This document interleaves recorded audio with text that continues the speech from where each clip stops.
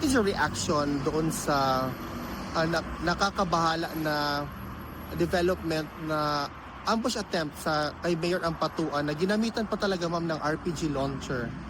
I strongly condemn these acts, especially that I come from Mindanao, dahil yung mga ganito na mga pangyayari nagpapakita ng degradation ng peace and order.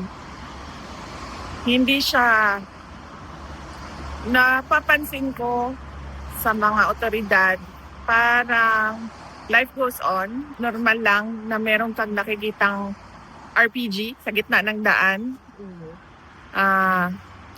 in broad daylight. Hindi yan normal at hindi yan dapat pinapalampas. Dapat merong malalim na investigasyon. Kahit pa man sabihin natin na namatay yung mga nag-ambush, dapat merong malalim na investigasyon na paano nangyari ito at paano nagkakaroon ng RPG ang mga, siguro sabihin na natin, civilian. Kasi hindi naman talaga yun mga uniformed personnel.